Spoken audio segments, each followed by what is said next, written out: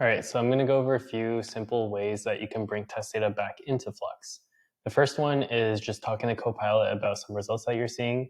This is pretty brainstormy. You're bouncing some ideas off. Hey, I'm not seeing the result I desire, and give me some ideas. And Copilot will kind of prompt you back for more information. And as you provide it, you can get deeper and deeper in here. In this example, my dual stage op amp is railing, and Copilot is saying, "Oh, you're seeing some phase reversal," and it's even giving me a source to where I can read up more about it. So this way, you can, let's say you're prototyping, you can take test results and directly interact with your design, provide more information to your design. And now that Copilot is multimodal, you can imagine a world where the test results you get back are a lot more structured. It's in a table, it's in a PDF. On one hand, that's really easy for us to read, but on the other hand, it might be hard to put it into a machine.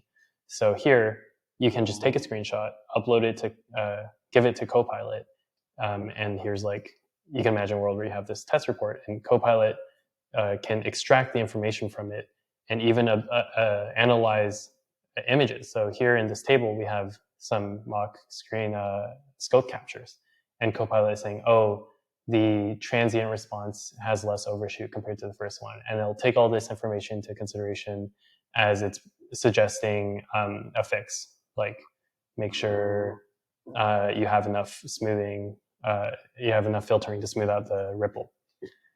I also just wanted to mention that Flux is in the web browser, and this has pretty big implications for testing.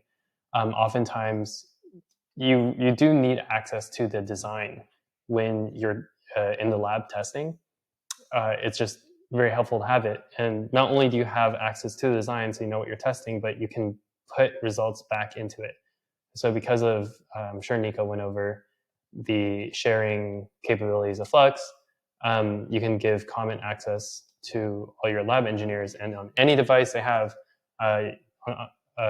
on their lab computer, on their phones, they can pull up the design, they can leave comments with their test results or asking questions